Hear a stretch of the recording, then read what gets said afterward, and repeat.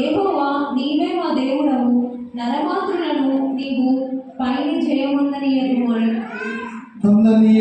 ప్రార్థించగా యెహోవా ఆ కూషీయులను ఆసా ఎదుటను యూదావారి ఎదుటను నిలువనీయగా వారిని మొత్తినందున వారు పారిపోయింది.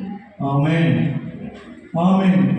తర్వాత 15వ అధ్యాయానికి వచ్చేటప్పటికి 17వ వచనం, 15వ అధ్యాయంలో 17వ వచనం, ఆసా ఉన్నత స్థలములను తీసేయలేదు కానీ అతను బ్రతికిన కాలమంతయు అతని హృదయం యథార్థంగా ఉన్నది.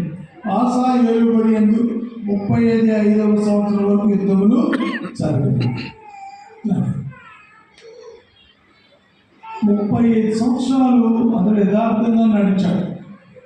అంటే దేవుడి ఎడల తను ఎలా ఉన్నాడో, దేవుడికి అనుకూలంగా ఎలా నడిచాడో, ధర్మశాస్త్రాన్ని తను ముందు పెట్టుకున్నాడో, వాక్యాన్ని ముందు పెట్టుకున్నాడో, తాను తీసుకున్న నిర్ణయం వల్ల ఆ దేశానికి యుద్ధాలు లేకుండా నెమ్మదిగా ఉంది.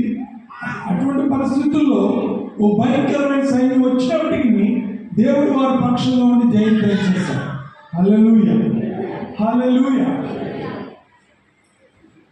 సంసారాలు ఇక్కడ ముఖ్యమైన మాట ఏంటంటే, ఆ ముఖ్యమైన మాట మర్చిపోకూడదు. అదేంటది? తన ఎడల యథార్థవంతం కలిగిన వారిని